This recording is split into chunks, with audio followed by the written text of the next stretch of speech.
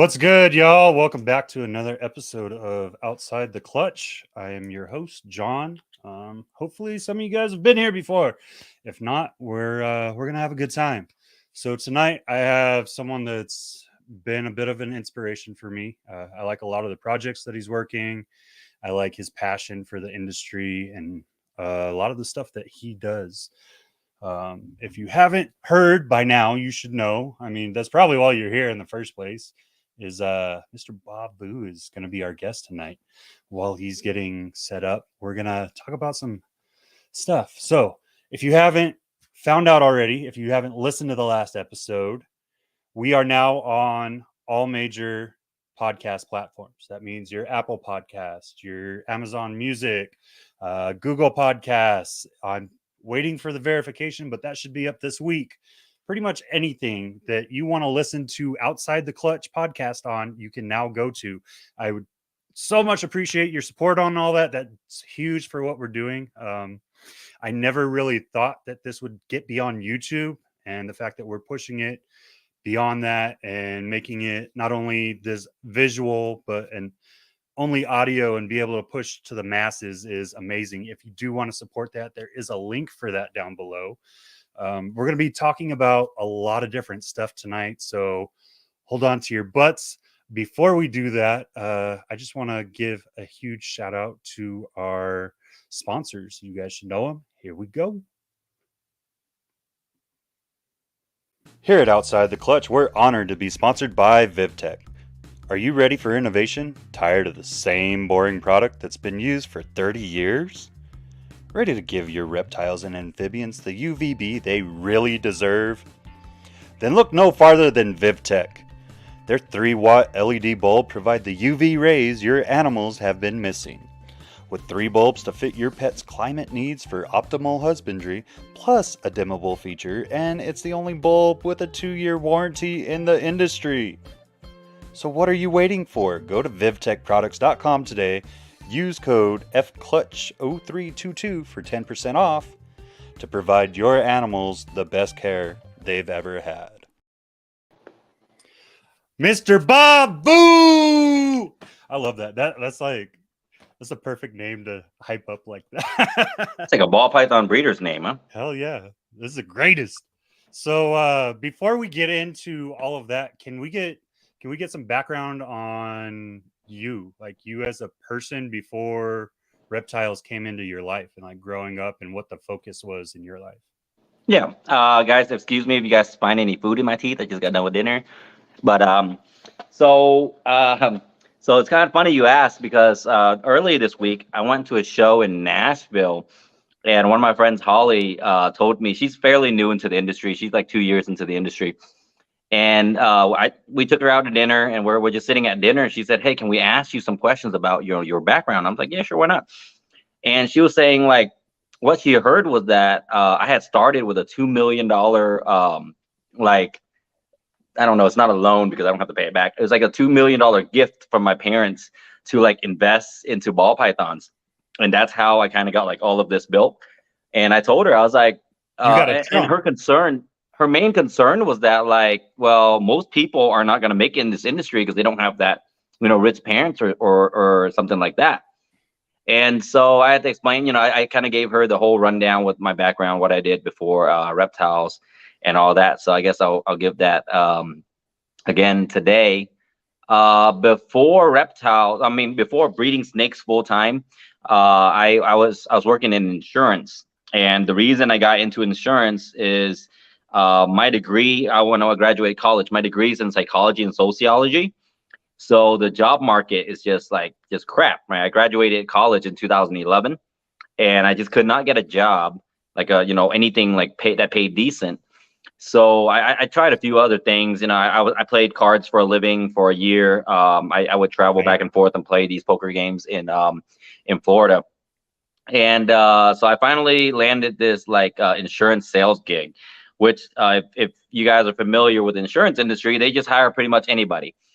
Their thing is like volume. They just want a ton of people to go sell insurance to all their friends, and then the turnover to the next person. So when I first got started, my parents were like, that's not gonna last. Even my brother was like, that's not gonna work, but you should try it out anyways, just to get some work experience.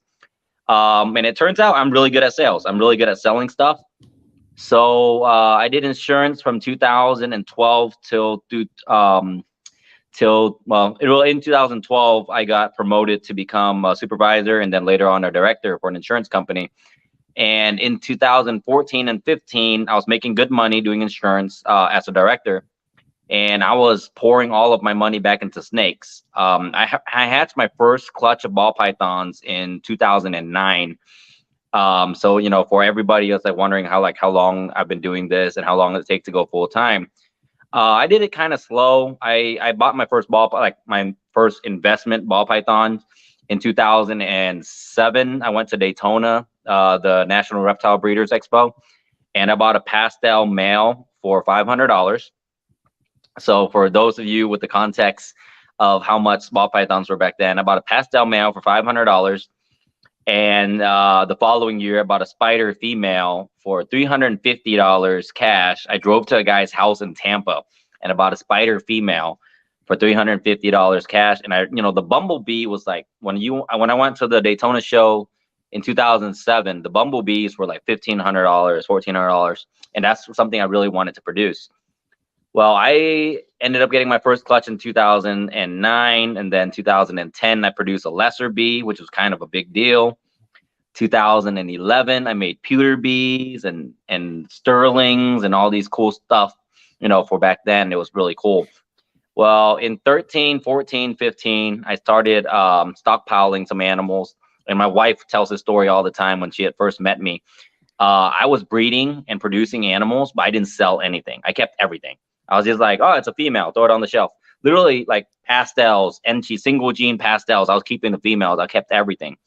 And then 2000 and end of 2015 towards 2016, we had just moved to the house in Warner Robins, and I called my boss and told him I'm going to quit and breed snakes full time. And he thought I was crazy because I was making six figures selling insurance and training his agents for him. And I told him, I'm like, look, I'm going to do this snake thing.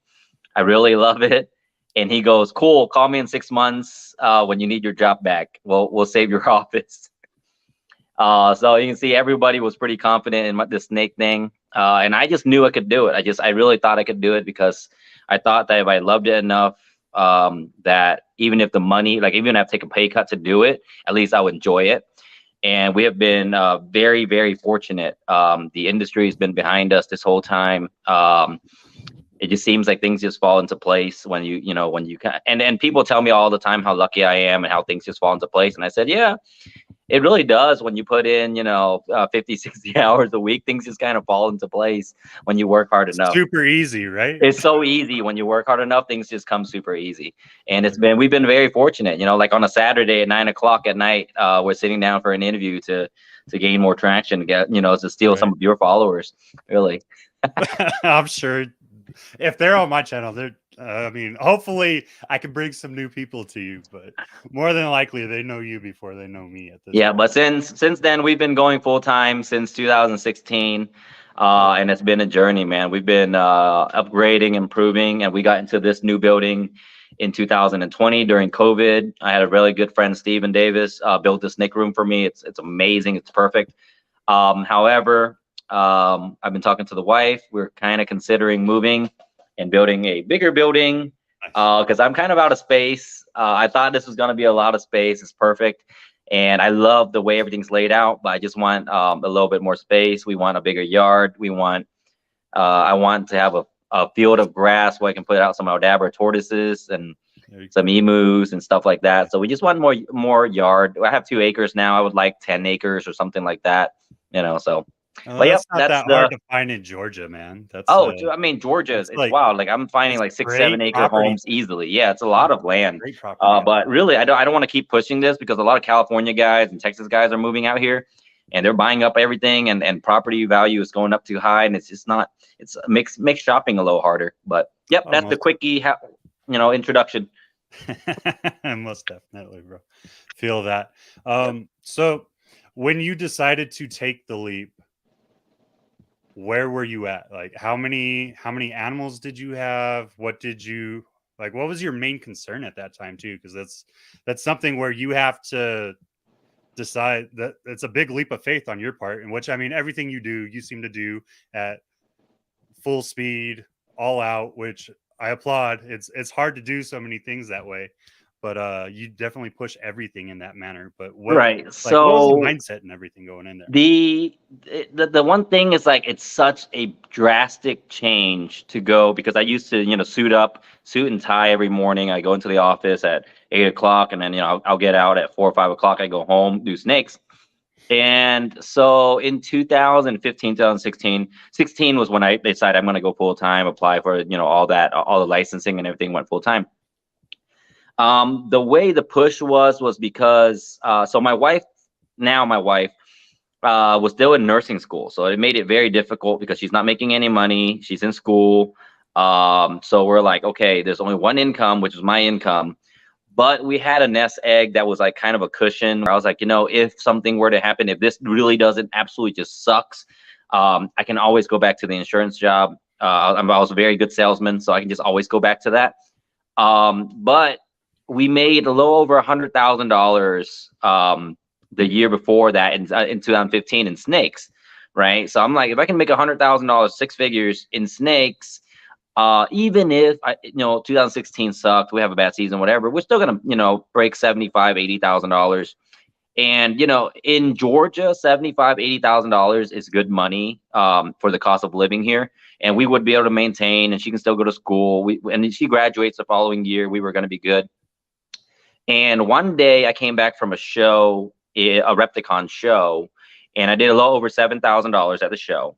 And so Mary comes to me and she goes, "Hey, if you're doing so good at these shows, right, and you can only do so many shows because of your work schedule," she said, "if you imagine if you are able to do 15, 20, 30 shows a year, and don't have to report in on Monday because you dread Mondays. I come in, I got to do numbers, I have to yell at people who sucked the following week, the week before, because I was a director and all that stuff, and I hated it. I hate firing people. I know that's the worst part about the job, was firing people." So I was like, what, you're right. So I went in and dropped the job. And a lot of people ask me, how do you build the name around, like the recognition around it? So in 2018 and 19, my friend Trev, who runs the shows with me, sent me our schedule from those 2 years. He sent it to me a few months ago. We did 40 shows both of those years. Yeah, 40 shows. So every month I did 3 shows, or more. And we did 40 shows both of those years. I mean, those were like literally, I come home, I get everything prepped, I feed everything, and then literally Friday, I'm heading to another show. But the reason we did that was because I wanted the name recognition. I wanted to be at a show, and when you walk through the door, you're looking for me because I was at the last show. I'm at the next show. I'm at every show. And at that time, I just wanted that recognition. I want people to know that I'm a trustworthy vendor. They bought a snake from me 3 months ago. They can see me again in 3 months at the next show, and they can get another snake from me, stuff like that. So that was how we built the name and the logo, and how easy it is to recognize. But now we're kind of backing off of it a little bit, because now that people do recognize the logo and the name, we want to increase, kind of put in the scarcity and like the rarity of our appearance. So now you can only see us once a year, like, because I'm only in Daytona once a year, so I'm only in Florida once a year. I'm only in St. Louis twice a year. I'm only in Texas twice a year. I don't want to be at every show, because now they'll be like, okay, I'll just buy it from you next show. So now we're starting to drop our show schedule down a little bit. But for you newer vendors, I would say hit up all your local shows, get the locals to know you and trust you, get advice from you and stuff like that. And then as your name becomes more recognized, you notice Justin only vends like 4 shows a year because he doesn't need to be there. But then people come out and want to see him. They're like, oh my God, I need to go to this show because this is one of the only ones Justin vends at. So we kind of wanted to use that model a little bit. So now we're backing it off. We're doing maybe 1 show a month. And that's kind of fun for us. It's actually really nice. I get to take weekends like this off and just hang out, because normally I'd be at a show right now. I wouldn't be able to sit down and just have this little interview.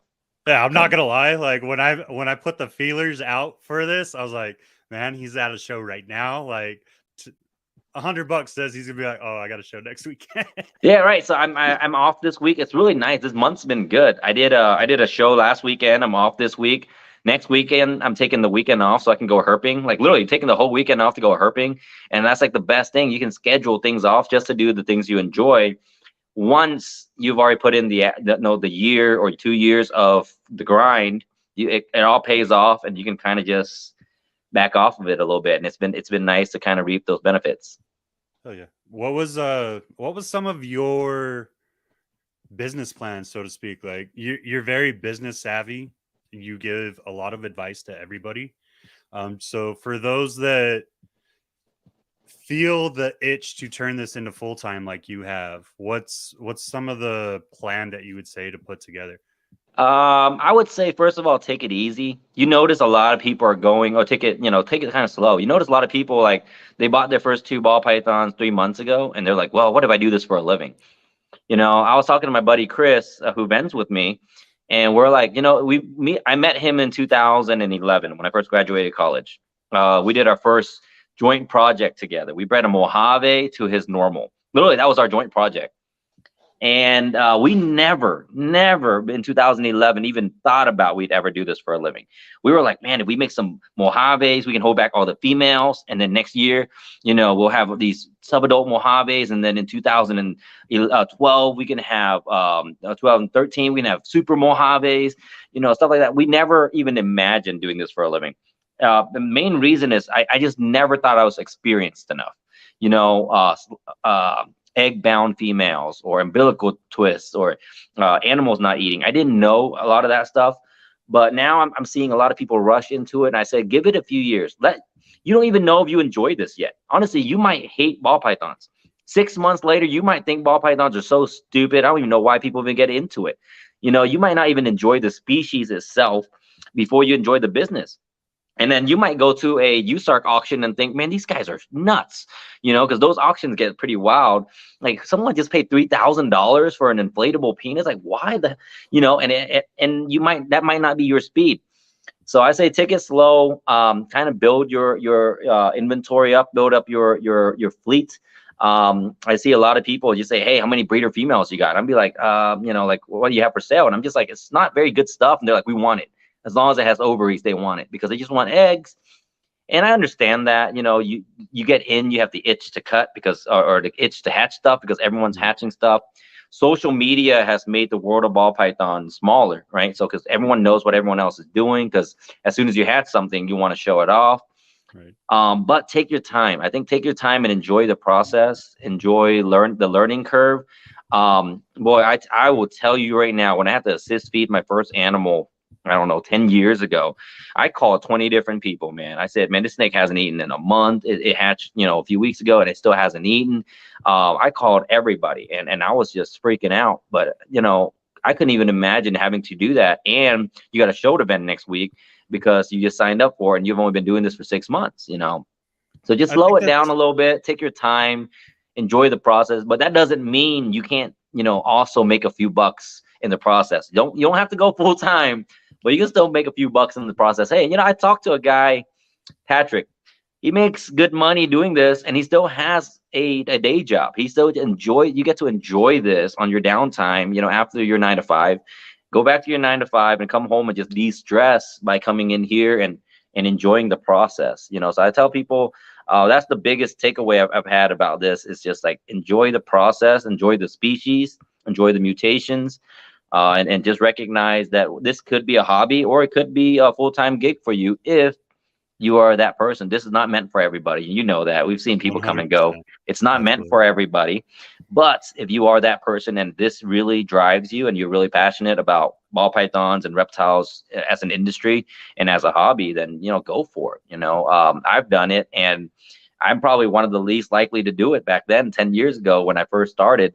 Everyone's like, oh, that kid's going to flame out, because I was spending a lot of money. I was buying up stuff left and right and just throwing it on the shelf. And I heard it from a bunch of vendors, like the kid's never going to make it, blah, blah, blah. I don't have the traditional reptile guy look also, or attitude or whatever like that, which is what the industry needs. We need some new people. We need different types of people. We need to expand it a little bit. Yeah, right. Expand a little bit.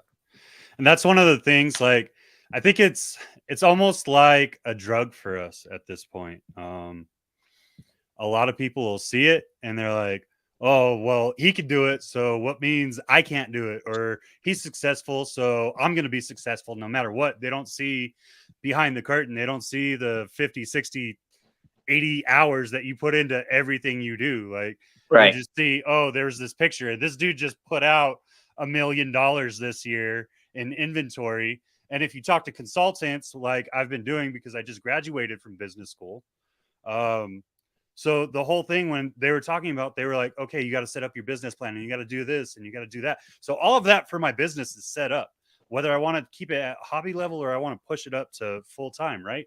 But they were like, well, the only way you're going to be successful, and if you speak to a consultant, they're always going to say this, you have to have merchandise. You have to consistently be pushing out. So it builds that mentality. And I don't know if anyone else looked into consulting or things like that, but like, that's what everyone's going to push is, okay, jump in as hard and as fast as you can and do everything you can to build your brand. Like right now, you got to always be pushing forward. Right. And sometimes it's better. Actually, I'm not even going to say sometimes, like 99.99% of the time, it's better to just ease into it. Make sure it's something you want to do. Like you were saying, I'll be the first to admit it. I've had my ups. I've had my downs. There was a time before I got my first year when I got my first 5 clutches, and I was talking to one of the people mentoring me, and I was like, dude, I feel like I'm always fucking up. Like, I don't know what I'm doing wrong, but I can't seem to dial everything in. Like, I was on the verge of giving up. He was like, just breathe, calm down. Like, do you love the animals? That's all that matters. Do you love the animals? And I was like, yeah, I love the animals, but I think I'm going to give up breeding. And he was like, give it one more try. Like, we'll walk through it. We'll talk through stuff. Give it one more try. And then you see me put out this goofy ass YouTube video with my first clutch where I'm like, I'm giggling the whole damn time because I'm so excited that you can't even hardly understand what I'm saying, which is, it's funny now that I think about it, but Right. like, that's the excitement that you want. And a lot of people keep that.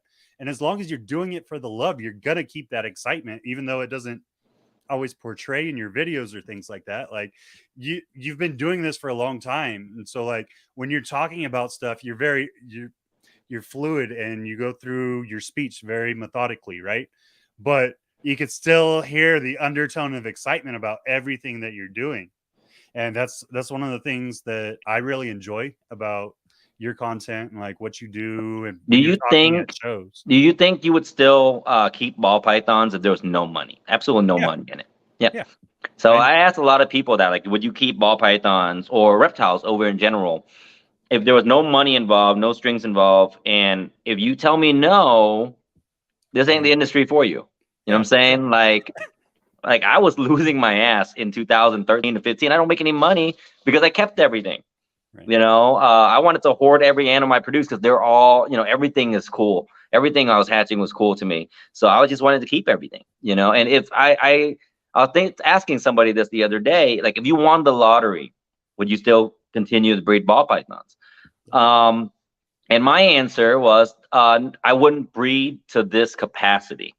I would probably drop down to, let's say, 20 breeder females or 10 even 10 breeder females, to where, because I don't have to worry about profit margins. I don't have to worry about, okay, I need to make sure I make this amount of money out of this project, because anytime you invest $10,000 into a male, you have to have 5, 6 females lined up for him to make sure you make that money back. I don't have to do that anymore if I won the lottery, right?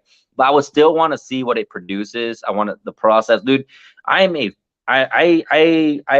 vulture over this incubator, man. When it comes down to gets to day 52, 53, I come down and peek at it every few hours, man. I am vulturing over that thing because I'm still excited about hatching eggs.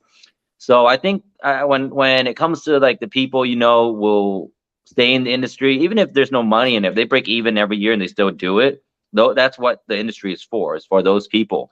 And if you just happen to be a good business person, a good salesperson, then you could turn this into a thing.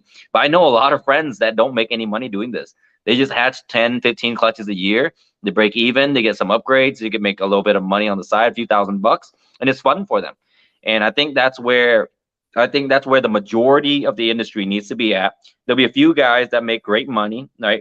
Because this is really their good business sense, and then there'll be guys who just quit because, and again, it sucks to see it. It's probably the worst thing to see is you mentor somebody for 5-6 months and then they flame out because they got in too fast. So now I try to everybody, you know, kind of slow it down. Don't go from 0 animals to 100 animals in 6 months. You'll quit.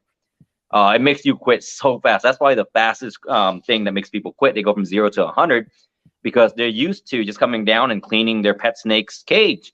Now they got to come down and clean 100 pet snakes cage, and they still haven't made any money. That will make them quit pretty quick. But yeah, man, if you're excited every time you cut an egg, or you're excited every time one pips, then this is for you. This industry is for you. And I like how you said that with focusing on the salesman. So one of the things, and I'm going to plug it right now. Dave's a great friend of mine now, Levinson. Mm-hmm. I think I know that guy. I know that guy. I've heard of him. Seen him a couple of times around. Yeah. I mean, he does some cool stuff. So he was talking on an interview the other night, and the part that I really honed in on is you don't realize, like, even the people that are making money, a lot of people don't think about this. Like, he said it like this: the same $5,000 passes hands probably 3 or 4 times throughout the show, right? So you're making money, or you're selling your product and you're upgrading, but you're not keeping that money. You know what I mean? And that's kind of what keeps this in rotation. And you understand that, but at the same time, the people that are able to do that sale, or potentially have that higher end animal, which is what we all push towards in the end, is who goes home and who's able to make this a profitable industry for not only themselves, but hopefully more people down the road. Yep. And so one thing you touched on earlier is very important for everybody who will get into this, even at a hobbyist level or a professional level, is a mentor. You said you called your mentor and you said, "Hey, man, I'm ready to quit." I did the same thing. I did the same thing when I had first started. I had gone into it had nothing to do with animals, had nothing to do with sales or anything. I just the online process of it, you know, like I want to say online bullying because I don't consider it bullying. Well, I guess it is. Like the pure racism behind the reptile community when I first started, anyways. And that part to me was like, I was like, wow, man, this can't be real. Like, this is, you know, it's 2016. They can't be saying this to me. And you know, it got really bad, and I was like, man, I don't want any part of this, because if everybody in the reptile community is like this, I don't want any part of it. Right. Then I kind of dialed back, and I was like, it's 100 people out of, you know, this industry is huge now, especially it's probably 100,000 ball python people around. You know, it's 100 people who are like that, or who still think like that, you know. So it's like, just avoid those 100 people. It's easy, you know. But again, I had to talk to a few friends and stuff like that.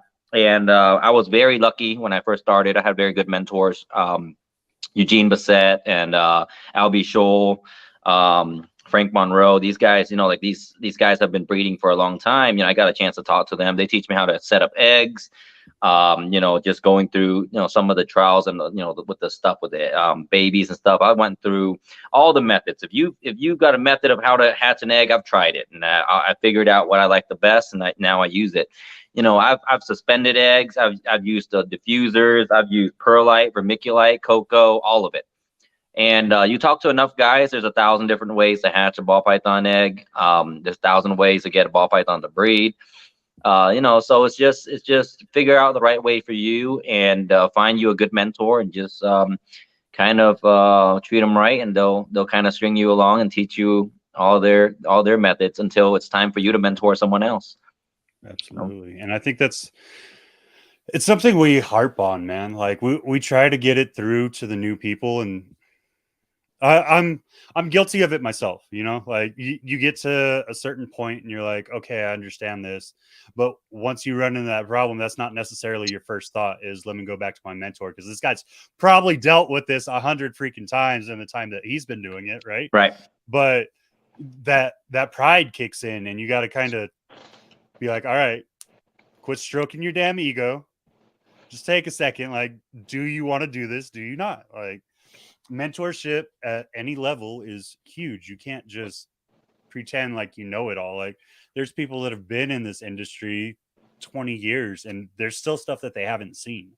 You're going to see it every day. Like, I talked to my mentor, Earl, from Lone Star all the time, and it's always something new. Or we talk about like little intricacies that we're seeing in the animals, and it's like, have you noticed this before? What's been the outcome when you see this? Like stuff that you're going into more of a scientific approach of them it at that point, instead of just here's a male, here's a female, let me throw these together, let me feed them, and as long as I do that, I'm going to get eggs, and that's all that matters, because there's a huge difference in what we're trying to do.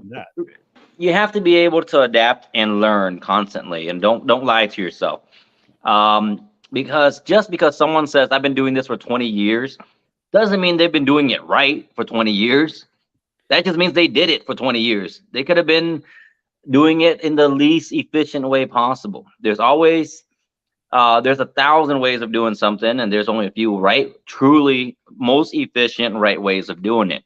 And we might not have even figured it out. We might not even know everything there's to know about ball pythons yet. I doubt we do. You know, we're still figuring things are allelic right now. We're still figuring out new genes, how they work, and you have to be able to be willing to learn. You know, and I've talked to some old school guys. This is how we do it. We pair once a month, every month, until the female lays eggs. And I'm like, what if the follicle is not moving? What if it's not developing follicles? What if, you know, this, and this? Because over here, I do it a totally different way. I only go for 2 locks, man. Some females might get 1 lock. Every now and then I'll go for 3 locks.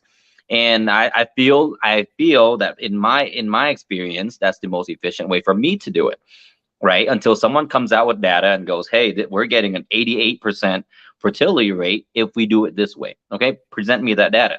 I'm always willing to learn, always willing to change things up in here. But yeah, that's the one thing. When new data is presented to you, you just have to be able to be willing to accept it, even when you're wrong in the first place. You know, if you're wrong and the new data comes to light, you just have to be willing to accept it. So I think that is where even you and your mentor should be able to accept. You know, like when I learn new stuff, I contact all my guys. I was like, hey man, did you know this was a thing? Like I figured out spot nose and cypress was allelic a few months ago, and I messaged everybody. I'm like, did you guys know this was a thing? And they're like, no, it's not a real thing. I'm like, no, it's a thing. I've been breeding these, you know, blah blah blah blah blah. After this many clutches, they didn't reproduce. I went to Justin's house, asked him, and he showed me his data of 20 clutches that he's never reproduced a spot nose cypress animal out of that pairing. So then we can kind of combine our data and say, okay, conclusively, this is allelic genes. Then I go tell these guys about it, and they're like, no way. I'm like, well, here's 40 clutches worth of data, and you guys take it for what it is. You know, so the ability to accept new data and accept that you're wrong is huge in this industry, because we're constantly finding out new things about every species, right?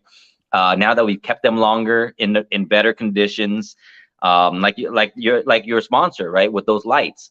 Now with Vivtec and all this new technology, we're able to keep these animals at a better condition for them, better enrichment, I guess could be the word, and we'll just find out new things about them every year, hopefully.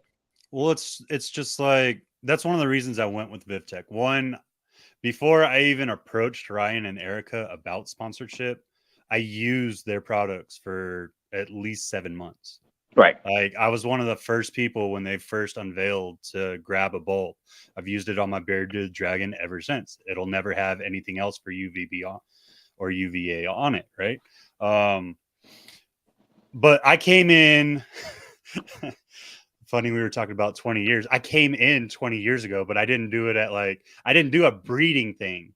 Like I was just, okay, basic setup. Like I came in when the craze was heat rocks and you couldn't regulate them and you didn't worry about thermostats. You plugged in a heat rock and you let it go. And I worked in a pet store and I was a kid and I didn't know any better. And up until I got to where I was looking at it from a larger perspective, because I stayed in my little shell. I didn't reach out to people. I understood there's an industry, but I never went into it, so to speak. I don't know if that makes sense, but and so finally my wife decided that she wanted to get back into reptiles, or like she wanted her first snake. And I had been in reptiles off and on for 14 years at this point, and the only reason I didn't have them was I was active duty and we move around so much. It's just It's not plausible when you're a single soldier. Like you're Right. living in barracks and you can't do it. Right. Otherwise you're going to face something. But anyways, so we get into it and I start diving into the world. I'm like, holy crap. Like it's overwhelming to a degree because there's so much information over that 14 years that I missed. And even now, like it seems like every 2 to 3 years, new mutations are popping up just because of the amount of pairings you're getting worldwide. You're finding things like Vivtec, like they're pushing the envelope in everything that they can find to do with husbandry right now. They're eventually going to put it in other methods that I'm not allowed to divulge, though I have a little bit of a back door view to right now, which is kind of cool, and I'm super excited for all that stuff. But Do you think that's what it's tough on new people because of that? It is and it isn't. Like it's a lot of information to take in, but I think also it compared to what people back in the day had to face, like people like Tom Crutchfield when he started doing this 35, 40 years ago and just bringing animals in and having to figure out, okay, how do I keep this wild animal alive? Right. Completely different That's got to be so circumstances, right? wild, Like right? Back it then, was freaking, it's almost impossible. You're going through like probably 20, 30 specimens before you figure out how to keep something longer. right? You don't even know. than You 2 don't know what months. temperature, because right now, nowadays, he's like, hey, keep it between this temperature and this. You don't know what temperature, what humidity. Does it even need UV? Who knows? Just throw it in the tank and throw a lamp on it and hope it survives, right? And it's amazing to me the amount of animals I kept growing up. And now I almost feel bad in subpar conditions. Right? I had a ball python when I was 15 years old. It was in a 10-gallon tank with reptile carpet, a half log, and a lamp. And it lived and bred for me in 2009. It's like the animals themselves are so amazing and hardy. I guess the hardy is the word. I hate that word in the reptile industry. It's describing how hardy a species is. That just means how much abuse it can take until it dies. That's how much abuse we've given it. That's the issue. Like Right. And that's we like, hey, figured out how to keep it alive, right. but not to make it thrive. Right, bearded dragons are the worst. Is one of the most hardy species. Like it means it can just survive in subpar conditions, And I almost feel bad now looking at it back then. Ball pythons, because that's what I was taught. I go out there to the pet store, bought a ball python. She says, okay, put this lamp on a timer. When it comes on, it'll heat up the thing, and I'm like, okay, cool. Even when you Googled it back then, that's what it tells you. There's no YouTubers teaching you all this stuff. But and then eventually I will go to shows and ask people, and they're like, yeah, don't do that. That lamp is useless. And then reptile, that's crap. And then back then I was just like, reptile carpet is shit. All you got is roll it out, it poops on it, you roll it back up, wash it, and do it again. And he didn't think about how much bacteria it harbors and all that BS.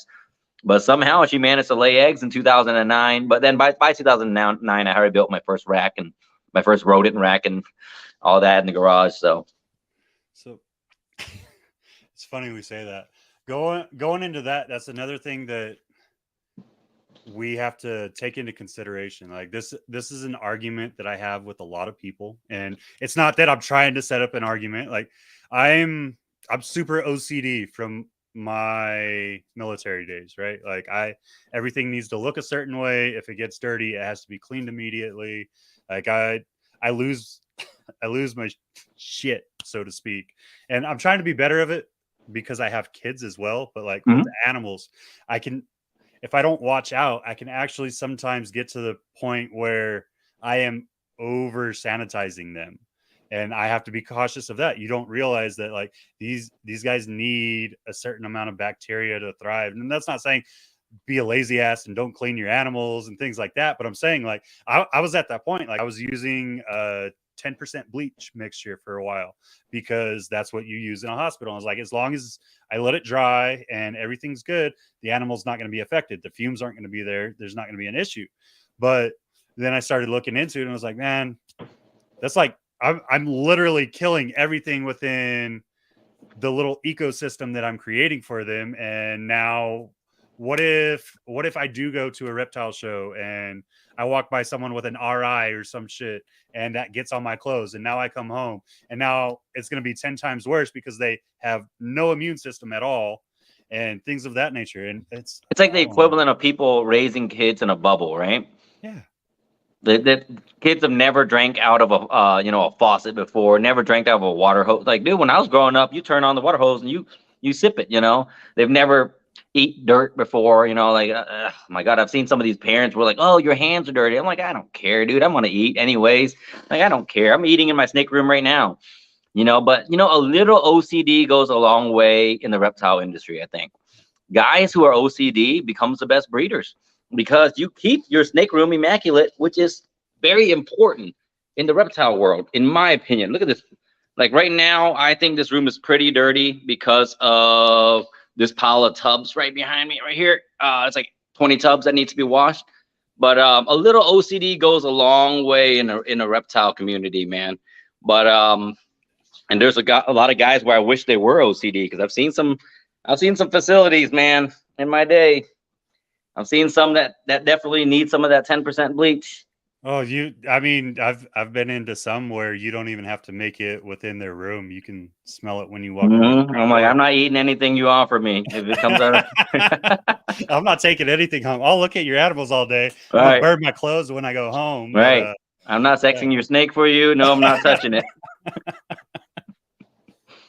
Oh man. So one of the things that I love about you, Bob, is you're a huge advocate for USARK. Yes. And you not only with being a member, but in support in all aspects. You talk about it all the time. You're a huge supporter at all the auctions that you attend. You're I don't even know how to explain it, man. Like at the auctions, you're kind of like the life of the party. There's times where we're like, okay, who's it gonna be? And I know I've done it a couple of times, and I've looked at you and be like, I know I ain't got the money, but I'm gonna keep going just to see what. So I feel like the auctions are so much fun for me. I enjoy them a lot. Honestly, I do enjoy them a lot. And when I first started attending these auctions, it was in Daytona. I'm watching these big dogs like spend big money on this stuff, and I'm like, God, that's so freaking stupid. Like, why would they spend $2,000-$3,000 on Jello or any of the dumb stuff that I have now hanging in my room? But we all see it different, right? So I sit down with Chris Nettles from Sea Serpent, and he was talking to me about it. And the reason we spend all this money, well, first of all, if you're good enough and you're smart enough, there's a tax write-off for you. But obviously not the reason we do this, because you're spending $20,000 to get, $5,000 worth of write-offs. Not the best way to do it. There's better ways you can spend your money to get tax write-off. But we spend the money to keep this industry going, right? We have to understand USARK is the thing keeping the government from reaching into this industry and just shutting it all down. Let's say 9 out of 10 people you meet in the streets already don't like reptiles. And the reason they don't like reptiles is because they're uneducated about reptiles. They just don't like it because all their parents have already told them it's a good snake's a dead snake. So our industry is already in the negative eye. The media makes us look like bad guys. We're a bunch of sleazy people, and I see these videos all the time about the reptile shows. Oh, look, they put them in these little cups. They live in these little cups their whole lives, and all this BS. He does great about that, right? And then they zoom in on the very small issues that our industry has. The same thing with the gun industry, right? They zoom in. They're like, look, this guy got bit by a 18-foot snake, and then there's a cobra loose in Florida, and all this stuff. They zoom in on the very few incidents, just like the gun industry. And eventually they're going to come in and they're going to say, hey, big government style, they're going to come in and say, hey, maybe you guys don't need to keep any of that crap. And they would just shut it all down, because in the ignorant people's eyes, a python's a python. It doesn't matter if it's a 5-foot python, Burmese python, reticulated python. Sure, that animal is potentially dangerous, but there are responsible keepers out there. Don't zoom in and use the irresponsible breeders and to paint the picture on all of us.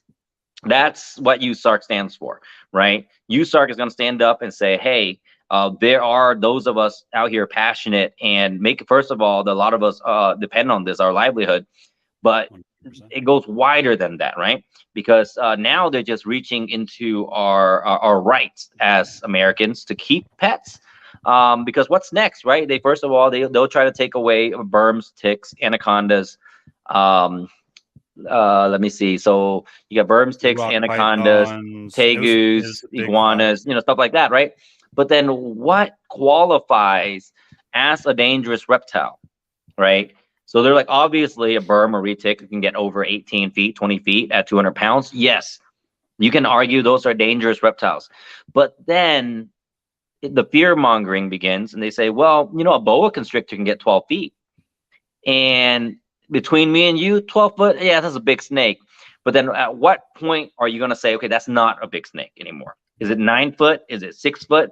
Because I know dumb people, and I've heard dumb people say, oh, that snake's sizing you up. And they're pointing at a ball python that's, 4.5 feet long. And that snake is sizing me up. I get it. I'm not a tall guy, but come on, you know. And to a person that is not in the reptile community, a 6 foot snake is a huge snake to them. 6 foot is huge, right? But in the snake world, a 6 foot snake is really a small snake, and everyone and their mom thinks they have a 6 foot ball python for some reason. You don't, okay? 99% of ball pythons will never see past 5 feet. And these people think, oh my God, he has a 6 foot snake. That's huge. But So bro, that's the I fear. imported this, and they said it was a Volta, and it's like 7.5 feet, and it gives me Volta. 30 eggs a year. Right, And right, right. It was 8,000 grams. I'm like, okay, yeah. I've been keeping snakes a long time, and I've not seen an 8 foot ball python, but you keep hearing stories about it, right? right, But that's where the fear mongering is going to come in, because once they pass one bill, right, they say, hey, I think the new bill is a whitelist bill. Okay, the whitelist bill means they have to manually put every species that they deem that we should be able to keep on the list. Now, the guys making these lists are not very educated. That's to be like, they're politicians. So they're making these lists and they're like, okay, that sounds good. Okay, corn snake sounds pretty safe to me. Garter snake sounds pretty safe to me. Anaconda, ooh, that's dangerous. Put that off the list. Reticulated python, put that off the list. Ball python, well, what if they're not educated and there's a python? Put that off the list. That's the all it needs to happen, is that one incident of that happening, right? Ball python people always feel like they're invulnerable. They feel like nothing's ever going to touch the ball python industry. But even if nothing ever touches the ball python industry, as a reptile keeper and lover, you should try to protect your friends.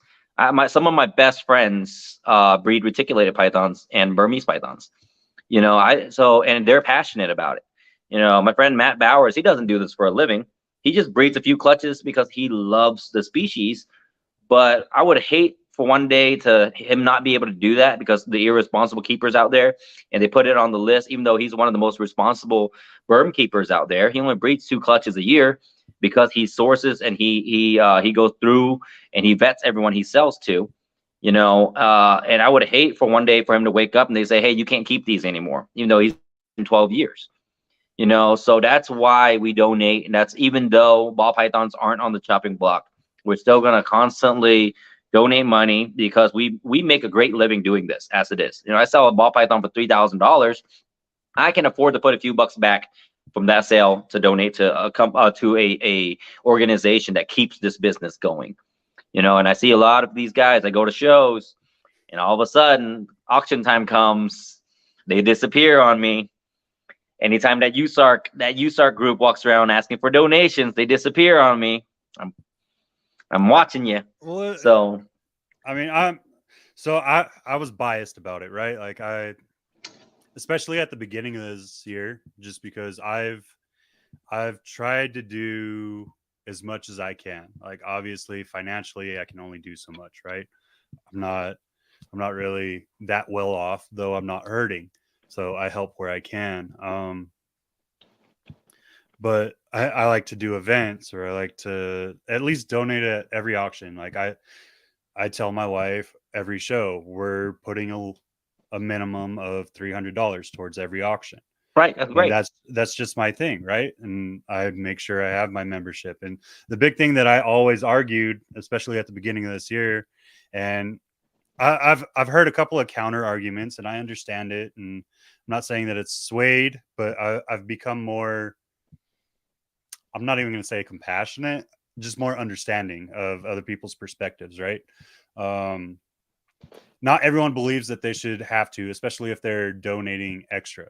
And my major argument to it is, if you understand anything about the bureaucratic system, anything about how laws work, anything about how these guys will throw anything in to get what they want, and they don't really care because they're getting paid by a lobbyist to sign it. Right. Plain and simple. Well, if they're not reading through it and you're not fighting it, and you don't have a group where it shows a solid mass of numbers that will potentially create a disruption in your policies, they're not going to care. And unfortunately, the numbers for USARK aren't what I think they should be, especially with how many breeders we have in the country, let alone the world. Like, obviously, it's just we're focused here right now, but you got to look at places like Canada, where a lot of provinces right now are losing complete rights to keep Right. reptiles. Right. The rules in the UK are getting insane right now. They actually shut down their biggest show. Their only show that they've had lost its venue because of the animal rights over there. Right. And it's happening worldwide. So the fact that it's happening everywhere else, you think they're not going to make a precedence of it here? Right. Like, we're not only the leader in freedom, we're the leader in all the dumb shit that happens in the Right. world too. As much as It's like, it I'm not sucks trying to say. get everyone to come to a show and donate $2,000-$3,000. That's not what I'm trying to No, say. for sure. You know, donate what you can. Get a membership. The thing again, remember the starting membership for USARK is $40 a year. Okay, that's really not a lot of money. And the staggering number from last year was that I think USARK had 1,500 members last year. 1,500 members. That's smaller than most ball python Facebook groups, retic Facebook groups, berm Facebook groups, whatever it is. So we just need more membership, more support, financial support, but also, you know, call your representatives and stuff like that. Now, would I be opposed if they were to, let's say, tweak the ban, right? They tweak it. I would be down for that. They say, okay, you guys all shouldn't be able to keep berms and retic. You need to show responsibility. That's fine. But they're coming out for these all-out bans. They're attacking the industry with all-out bans. Like, do I think everyone should be able to keep a retic? No, I do not. As an American, I should say yes, because we should be able to keep whatever the hell we want. But should a 12-year-old buy a retic? No. That's freaking stupid. Should a 12-year-old buy a sulcata tortoise? No. Those are animals I feel that need to be regulated. And the reason I feel that way is because I work closely with an animal sanctuary 10 minutes from here. We get sulcata tortoises weekly. Every week, someone offers or wants to drop off a sulcata tortoise that we do not have the room for. These are destructive, large animals that need they need better. They need better from people. These people are irresponsible. They'll buy a sulcatas about this big for $50.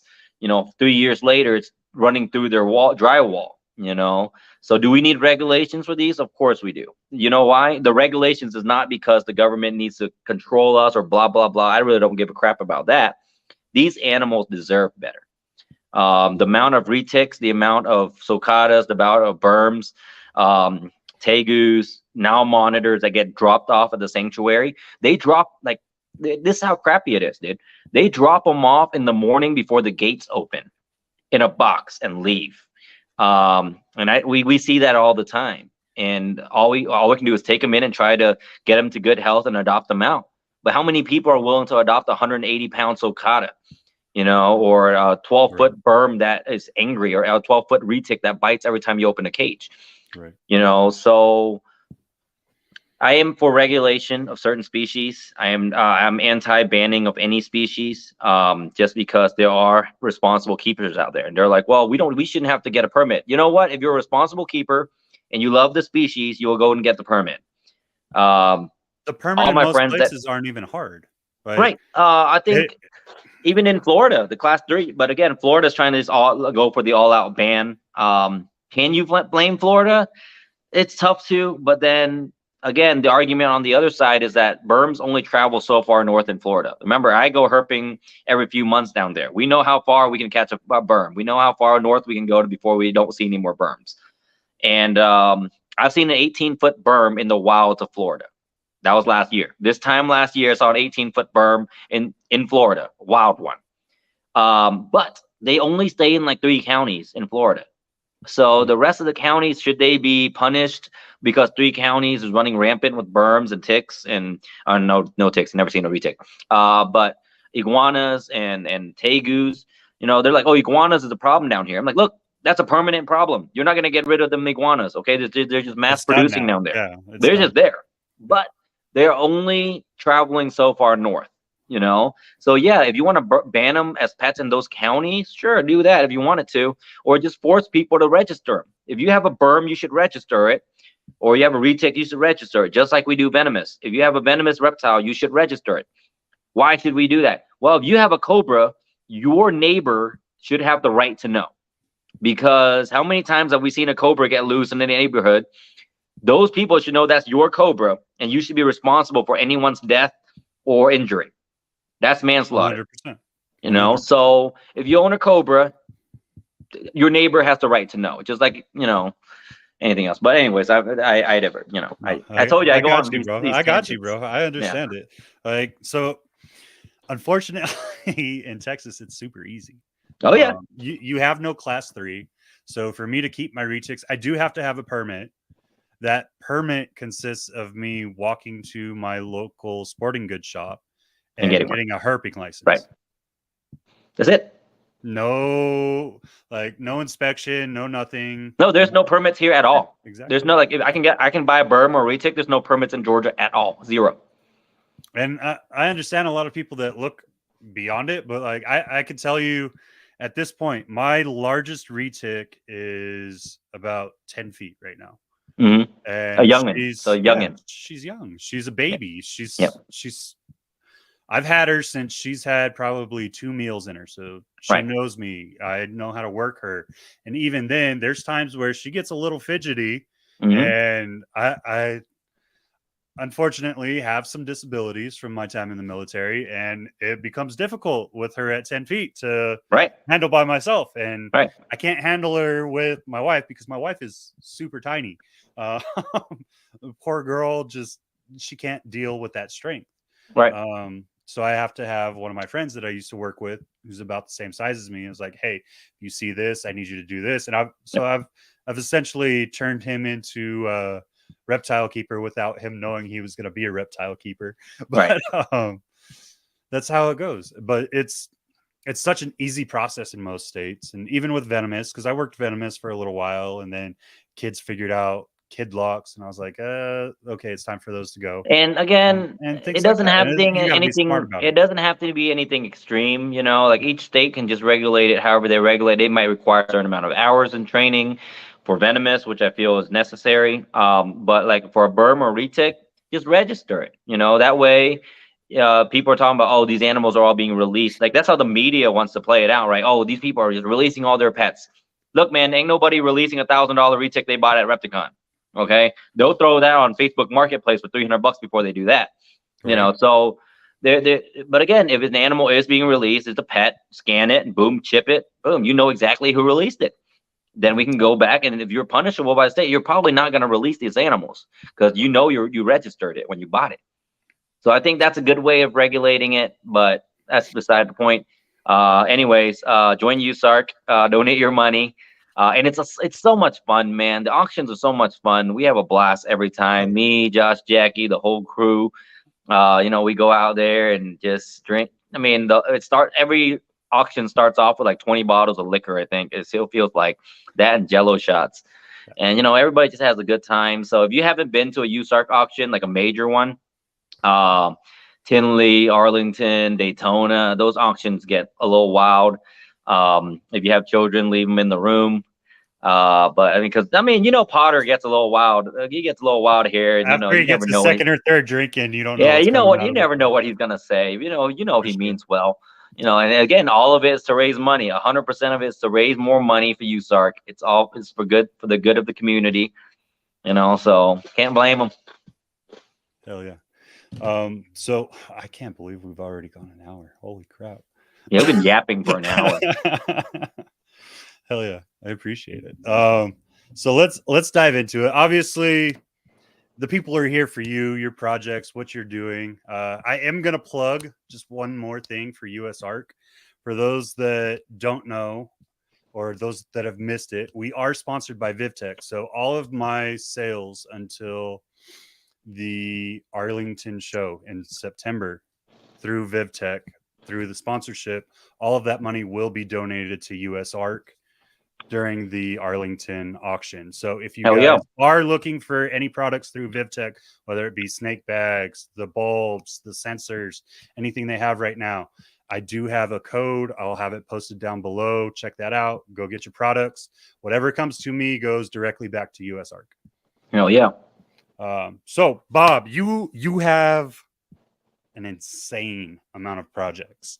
The ones that I'm now focused on, like 3 or 4 really closely, but let's talk about some of your favorite projects and what you see in them that make you love them so much. You're like so focused on those at this time.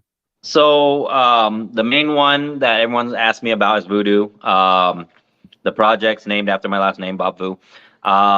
We found this animal in 2016. We started, it was an African wild-caught animal. We bred it out, proved it was genetic. It was a granite type animal. It has a very wild interaction with Lucy complex animals. So this year we made a clown version. We made Desert Ghost version. We're going to go ahead and make hets for hypos, ultramales, and all that stuff. And we really just tapped the surface of because obviously when you've got a new project, the last thing you want to do, or first thing you want to do, is plug it to everything. The fear of plugging it to everything is that it sucks or it's not genetic, and you just made a bunch of wholesale animals, right? Right. So obviously I was just starting in 2016. I was just starting full time. I'm not going to breed this dinker male from Africa to all my good females. So I ended up just breeding it to, I think the first year I bred it to a lesser Enchi and a Mojave, just to see if it's a leucistic animal and will it make a white snake, stuff like that. And then the following year I went ahead and bred it to a leopard clown. We made hets and we finally made visuals this year. So I think that's a really strong project for me. People have been very supportive of the project. I have 0 animals for sale, so don't ask. I have like 2 clutches that are dropping for them that we're about to start incubating. I think the female's due to lay tomorrow. So I'll have them coming, but literally the community has been so supportive of this project. You can see there's certain guys where I post like new projects and people just rip them up, right? Yeah. So a lot of guys will post these new projects and the community just doesn't accept it. And a lot of times it's about marketing. First of all, it's about the marketing of the project. And do not release a project if you've literally done 1 clutch with it. Oh, look, it's visual. Boom. I'm going to release it and name it something ridiculously awesome. And then oh my God, I can't stand some of the naming. Some of these guys name their projects such bad naming. And I was like, so naming is important. Talk to a professional, talk to a mentor before you decide to name something crazy. But also work the project a little bit, like make sure it's genetic, make sure it's not a Lucy complex, a yellow belly complex. Make sure there's not another gene already out there named that animal, like he's releasing another spider or something. So so you want to test it out, breed it to a few different things and make sure it's not allelic, or is there a super form, is the recessive going to be good, is it allelic with clown just like the cryptic was, and how does that work, and how are you able to articulate that to people? And so that's why I feel like the Voodoo was well done for me. Give myself the pat on the back. I waited 2 years before I released any info on it, before I told anybody. Two full seasons of producing babies from them, and that they are viable babies. There's no kinks or anything like that. And then another big project for me, along with everybody in the industry, is obviously Desert Ghost. I've been very, very, very fortunate to get into the project a little bit earlier than most. Jeremy Smith, a good buddy of mine, offered me a Desert Ghost pied in 2017. Oh, wow. And I looked at the animal. I said, cool, it's a good looking animal. And he was asking not even close to what it's going for now. Okay, not even what it's going for now. He was offering it to me for cheaper than that. And I said, nah, I don't see it. Okay. And I I literally look back and go, man, I'm so stupid every time, because the very next year, 2000, I think the following year, 2018, I called him. I said, hey man, do you have a Desert Ghost pied male I can buy? And he goes, yeah, they're $10,000. I go, well, they were less last year. And he goes, that's what they're going for. And I paid him $10,000. I got my male. And that has been one of my strongest purchases, literally in my career, is I paid $10,000 for a Desert Ghost pied male. And I wanted to talk about this on Tuesday in my videos, and I didn't, because I didn't do a video because I've been forgetting to. How to get into a $10,000 project and why, and how to justify the return on investment. Okay, that's very important for new keepers, because anyone that thinks about $10,000 snakes is a huge investment. That's right. And what if you bottom out? So how to justify that? A $10,000 snake, in my opinion, my humble opinion, for anyone that's getting into this, even if you break it down to a $2,000 or $1,000 snake, how can you justify that price is what you have in the pipeline for him, and the projected value of his clutch next year, the year after, and the year after. So if I pay $10,000 for a Desert Ghost pied male, and I know I have 5 breeder single gene pied females from a single gene, how can you justify that? Okay, if you know pied het Desert Ghost females are going for $2,500, pied het Desert Ghost males going for $1,000, you can breed that Desert Ghost pied male to all 5 of your females. Let's say you only get 60% fertility rate, you get 3 clutches. You average 7 eggs per clutch. Okay, you get 21 babies that are pied het for Desert Ghost. 50-50 odds. You're going to get 10 females that you'll keep all 10 females if you wanted to. You'll sell all 10 males for $10,000. You've recouped all your money. You can sell a few females. Let's say you sell 4 of those females. Now you're in for $10,000. You've already made double your money, and you got 6 holdback females. That's only if you get very average numbers, right? 7 eggs, 3 out of 5. I was lucky my first year, my first breeding with him, I got 11 eggs out of a big pied female. I made all my money back in that first clutch. So that's how you justify a $10,000 purchase or $5,000 purchase, however you do it. But have a plan. If you're going to spend $10,000 on a male, have your females already growing. You already have something to breed him to, because the worst thing that can ever happen to you if you spend $10,000 on a male, he gets to 800 grams and he sits on a shelf and collects dust. On it, bro. Right? And you're just watching his value drop and drop and drop and drop, because everyone else is breeding their $10,000 male and yours is sitting on a shelf because none of the girls are ready. You know, so have a plan for that. And then one thing I want to explain also on your return on investment is that return on investment cannot just be what you paid on that male or female, right? Let's say you spent $1,000 on a female ball python. Okay, and we know based on numbers is going to take about 1,000 days for that ball python to lay eggs. A female ball python, about 1,000 days after hatching is going to be your average of laying eggs. So you're looking at 2.5, almost 3 years. Let's say it costs you about $10 a week maintenance. That's between feed, bedding, your time. Remember, you got to count your time. You can't just be like, well, my time's free. It's not. Nobody's time's free. Okay, let's say it costs you $10 a week to keep that animal on the shelf, fed, cleaned, water, bedding, all of that. So in 3 years, you have $1,500 roughly into that animal in bedding and in food. Now that $1,000 investment is now a $2,500 investment. So that is how you adjust why you should buy a higher end female. Why do you need to buy a $1,000 snake? Well, if you're going to buy a $250 female, that's the same $1,500 that went into her when she's breeding.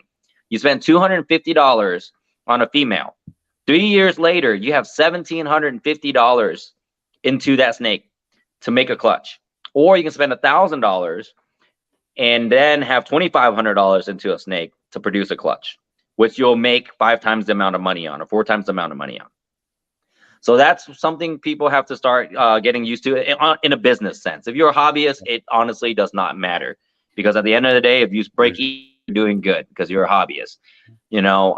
But if you're at a business level and you're looking at, okay, how much money does it cost me to keep an animal on the shelf? How much? For me, it doesn't cost $10, because remember, the larger scale you go, everything you buy gets a little cheaper, right? Because you're buying cocoa by the pallet, you're buying deli cups by the pallet, everything's by the pallet. Your time gets a little bit cheaper because you can clean a lot faster, you can go through a lot quicker. Your rats get cheaper because you're producing it yourself or you're buying it wholesale. But at a smaller level, 100 animals, it's actually costs more money to maintain 100 animals. So you got to take that into account and calculate that in if you're going to go, okay, I'm going to go buy a $200 female and I'm going to make money off the snake. Look, you got $1,700 into that clutch on the first clutch.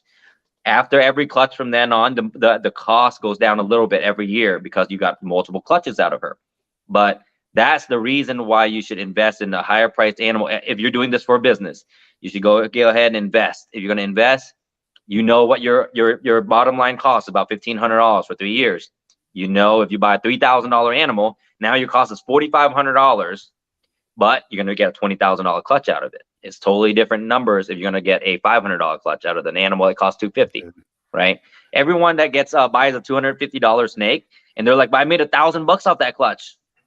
Her first but you still lost $300. You lost money. Yeah, you actually lost money.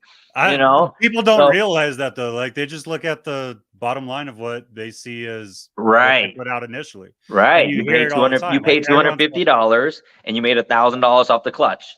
No, you actually lost money though. Yeah, you lost $700. Yep. So that's just my little spill about return on investment on big animals. I don't know how I got onto that. You asked me like a totally random question, and I went straight to that. I don't know why. I don't know. That was awesome though. That's some.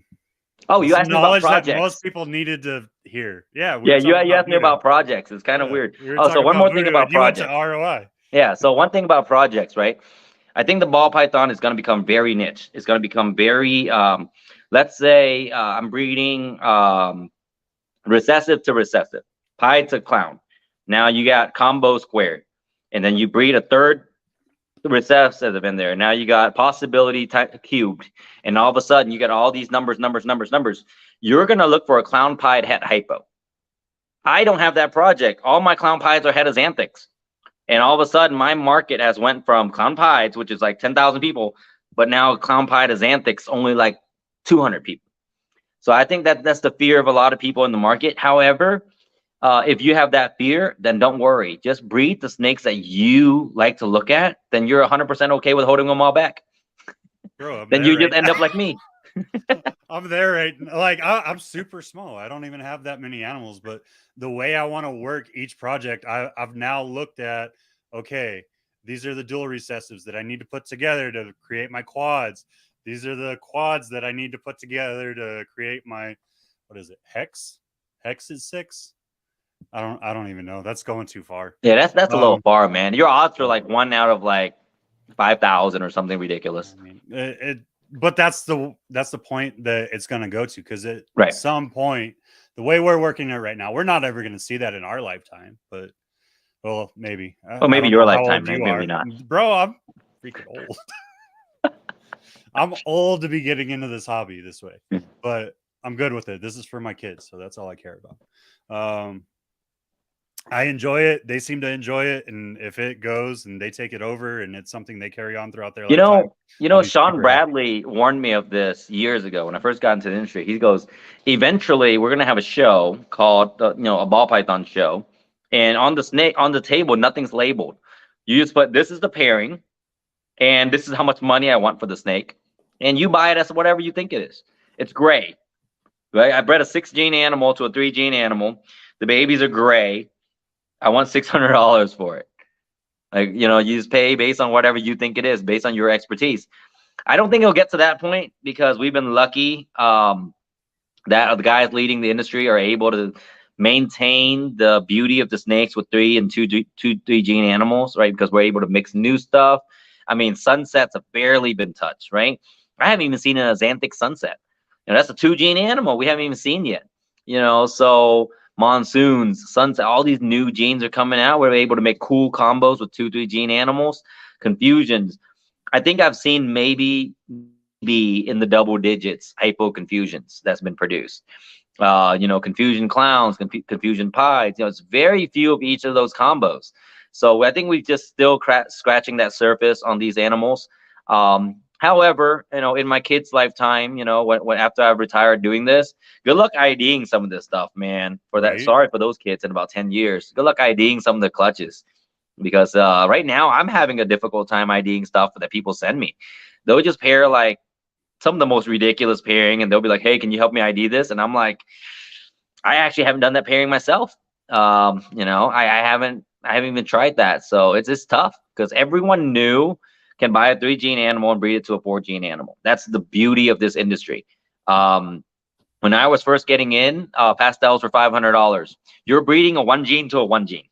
But now for $500, you can buy a 3-4-gene animal, throw it to a 3-4-gene animal, and then you'll have a bunch of gray snakes that you'll ask me to ID, and I'll say maybe it's all of it. Who knows? So. But that's the beauty of it. Everyone gets to make cool snakes for about $1,000. That's where the industry's gotten. Yeah, for sure. I mean, it's an interesting process, man. Like I think that a lot of people have the heart to want to do it, and then they run through the heartache, and that's what's either going to make you or break you. And we've talked about that a little bit, and it's really about whether this is going to sound bad, whether you want to nut up and do it, or if you want to just take the easy road and let it go, because you're going to have a ton of heartache before. I mean, you're going to have your wins, and obviously you need your wins to keep pushing you forward, but you don't realize the amount of kind of bullshit, kind of like you were talking about when you first got in, right? Like you had to deal with racism, and you had to deal with stupid shit when you first came in, or being told you're not going to make it. Like I remember being told by so many people, like you shouldn't even go into ball pythons, man. Like why do you want to keep these? You're not going to ever make any money. You're not going to ever do anything. You're wasting your time. Like, don't waste your years. Just like go buy real estate or something. And it's like, right. And I mean, I'm going to go that way too eventually, because I enjoy that too. Like I that's part of my problem. Hey, can you see the chats from your screen? I can. Can you not?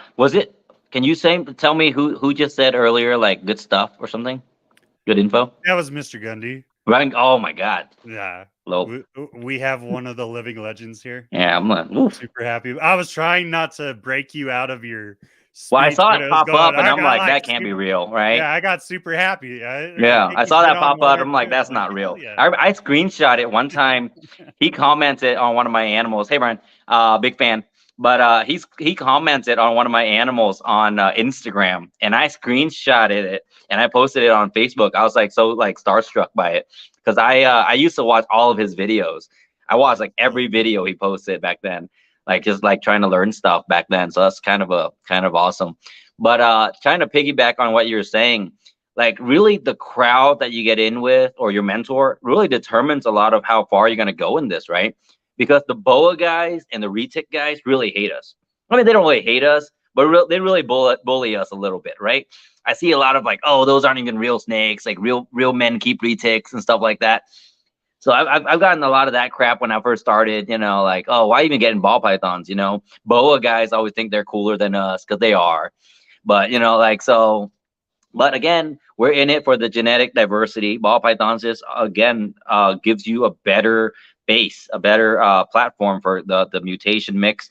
And again, ball python guys kind of need that quick return, right? I want to breed it in 3 years. BOA guys, they'll wait 5-6 years before they even pair an animal. That's like a lot of patience, right? That's a lot of patience. You got to let that go a minimum of 5 years, right? Ball pythons 5-6 months in, you're breeding a male. Like you're slinging males in at 400 grams sometimes.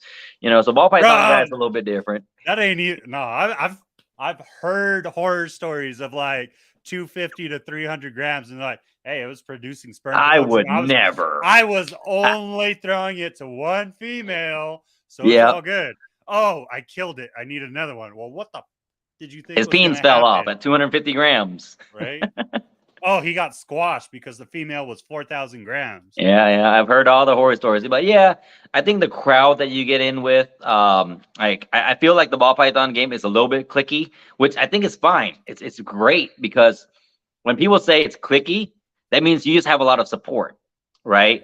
When I go to Texas, those guys are clicky. Like there's a Texas click, right? All those guys is like in that I don't little know what you're island. talking about, bro. You know exactly what I I'm don't talking know about, what right? you're So there's like this little Texas clique, like all these Texas guys hang out. They're super cool, right? They, you know, they do all this cool group stuff together. And but the thing about that people don't see is that means they have a lot of support. Each one of those guys, if anything were to happen, they can reach out to any of those guys in that circle and get help. Just like Georgia, we have our own clique. You know, we all meet up and do our meetups and stuff. But that means if any of these guys call me and said, "Hey, man, we lost power for 2 days. Can we move all of our animals to your place?" I'll go ahead and set them up a quarantine room and slide all their animals in here because that's part of you're part of the clique, right? But so I think each one of these little niche groups is good for the community. Sure, don't be exclusive and don't let people join your clique or whatever, but form your own clique if you wanted to. Honestly, just find you and your 10 best friends and that do snakes. Right? Trust me, you message people and they'll just accept you in. The reptile community is one of the most accepting groups I've ever been in. Yes, there are some assholes, but for the most part, even when I came to Texas, I came to Texas and they took me bull riding on my first trip there. I flew in. They're like, "You want to go ride a bull?" And I'm like, "Oh, that sounds great." It's absolutely terrible, actually. And I was like, "Yeah, everyone does this, right?" No, they don't. It was just me being dumb enough to listen to these guys, and they put me on. Honestly, it was a great time, crazy experience, and I at least get to tell people I rode a bull once in my life. But the Texas crowd really accepting, right? They have their clique, and then I came in. They're just like, "Yeah, come on, join us," and they just took us out. And so these little groups, if you're able to get into one of these little groups, or form your own group, that is what's going to help you push through when your female slugs out or power goes out for 3 days. You couldn't get rats for a month. I've been through it. We didn't have rats for a month, and I would drive 2-3 hours whichever way. Whoever had rats for me, I was driving. I would drive down to Florida to pick up rats, and whoever had it, I was picking it up. But because there's these little groups that are willing to do it, like, "Hey, yeah, we'll pull together and get 200 rats for you," and we manage, because rat shortage will really put you out of business quick. So I think the crowd that you get into is going to determine your success in this industry, and your ability to maintain and build good relationships is actually probably just as important as your animals. So that's one of the huge things too. Is I mean, with going with that, you have your groups, but you also you give back so much. Like you're a sponsor of the Show Me Show, correct? I sponsor anybody, dude. If you're trying to do something good for the community, I'll sponsor you. I'll sponsor they anybody. Came here and I was like, "Oh, hell yeah, man.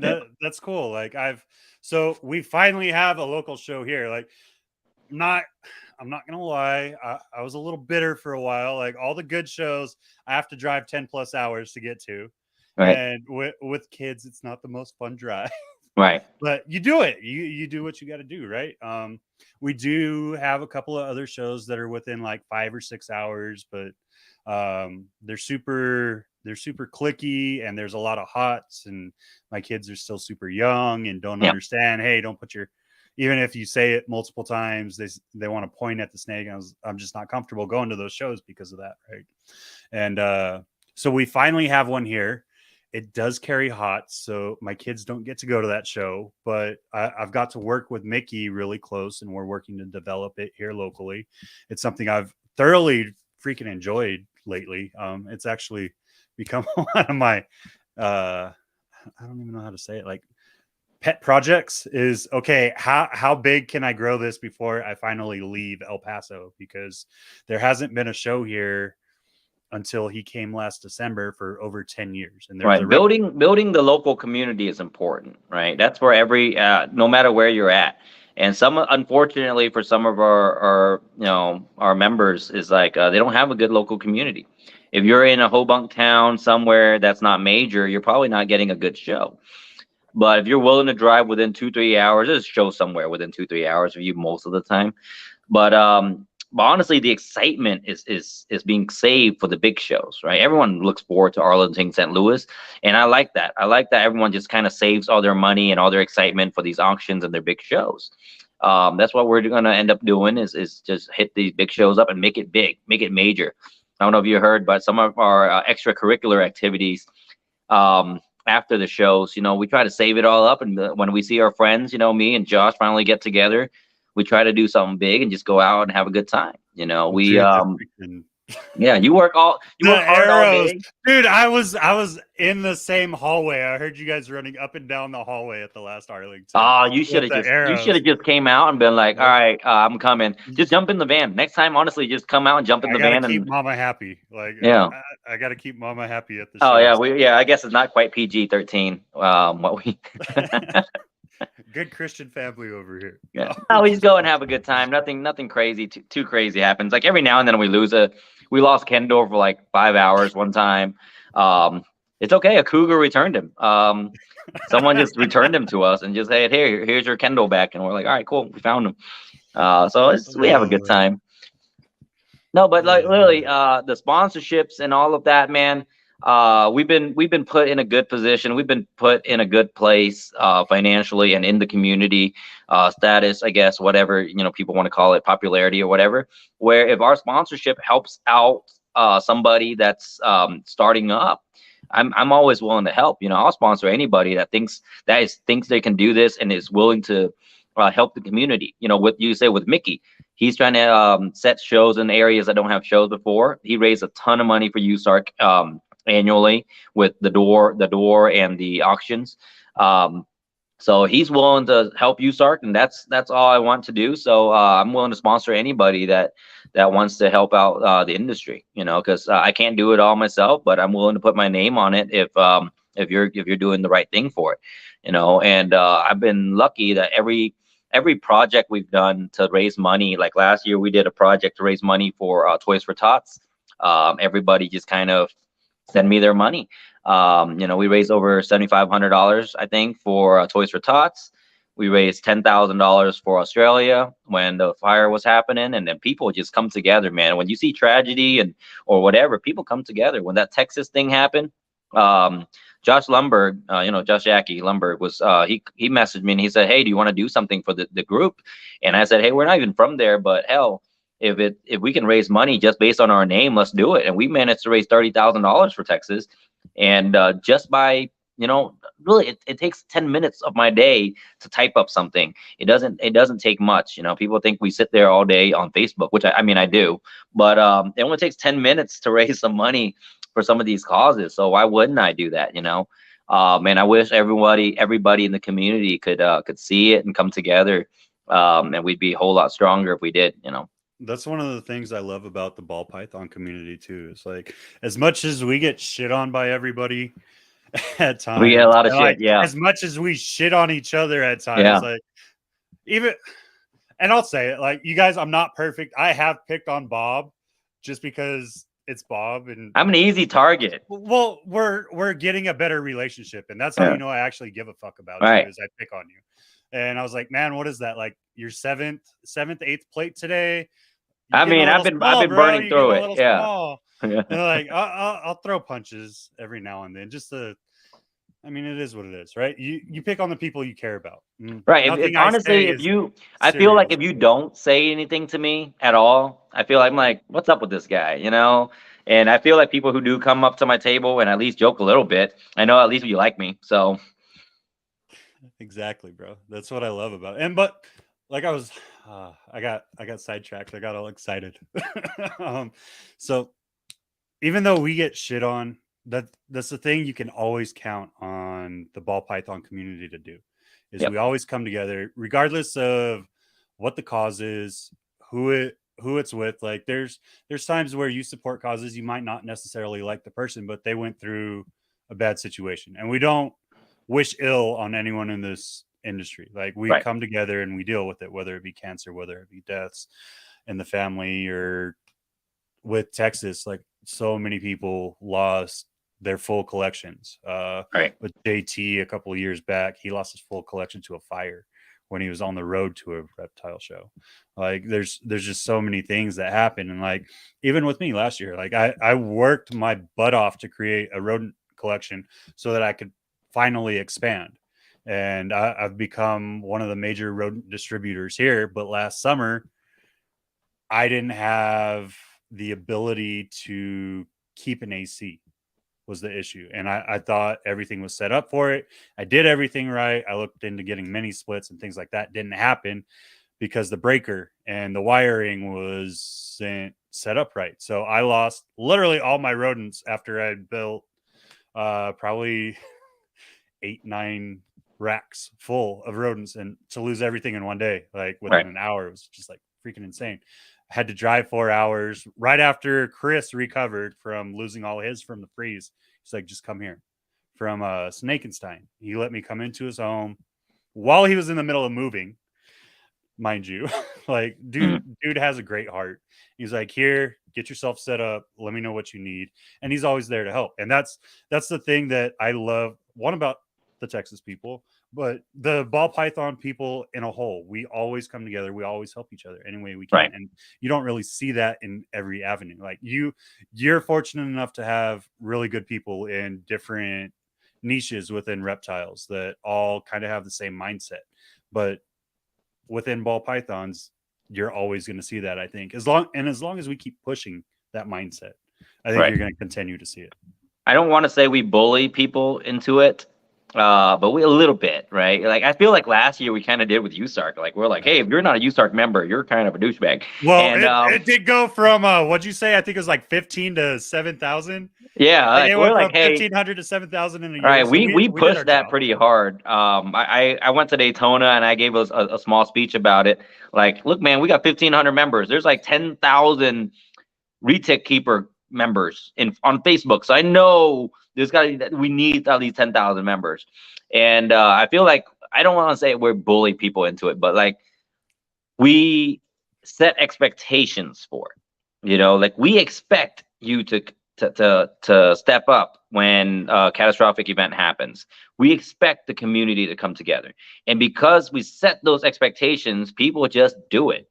You know, when we did the auctions for Texas or any of those fundraisers, I expect people to step up and raise money. Look, man, I make a stupid amount of money breeding ball pythons. It might not be a lot of money to other people, but to me, it's such a stupid amount of money that I make for doing what I love, that it's okay for me to give that money back. You know, like, I don't need all that money. Honestly, I don't need all that money. So I just give it back, because people are paying me such stupid money for one ball python. You know, like, almost paying $5,000 for a ball python just because it looks different. Come on, man. But because I'm able to make all this money doing what I really enjoy, it's okay to give it back. And because we expect this from all the ball python breeders, it seems like we expect this, right? Something bad happens, we expect guys like Justin and Miguel to step up. So they do it. So I do it. And then all of a sudden, now you got these new breeders. I had a guy come over here buy a snake the other day, and he only has 20 ball pythons. He bought his first 20 ball pythons. And he whips out his phone to show me that he's a gold member with USARK. And I have made a post about it a long time ago. And I said, as long as you keep a membership with USARK, you're guaranteed a discount with me. Guaranteed a discount. I don't care what membership you have. You're a USARK member, you guaranteed a discount. He whips out a phone. He has 20 ball pythons as a gold membership with USARK, because we expect people who come in to make money out of this industry to give back to the industry. You're making a bunch of money, you should return some of it and help the industry, help the people of the industry. You know, like you mentioned, cancer, death, whatever, fires. We just expect people to step up. So once we set those expectations, people just step up, and it's kind of nice.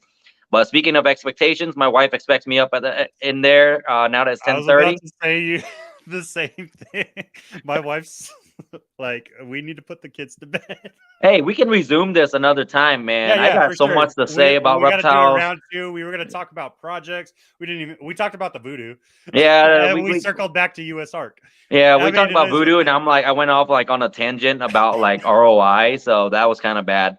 But yeah, we will try to set like a bullet point to follow next time, or maybe it's more fun this way. I don't know. We need an outline, guys. Yeah, send in your outline, guys. Make sure you give Bob a lot of love. He's, like I said, a genuinely good dude to put up with the short-term stuff that I gave him and to meet it and to put up with this for this long. I appreciate you, man. I appreciate everything you do for this community. I look forward to a round 2 eventually. You guys, and I hope you enjoyed Josh Jackie is our guest next weekend, so I'm sticking All with right. the click. Hell yeah. Hell yeah. That's how we're going to do it. You guys have a great weekend. You stay blessed. Make sure you support USARK. Description down below. Go get that membership. Love you. Oh. We'll see you next time. All right, guys. Bye. Oh, how do I leave? Oh, there it is. You good. Later, bro.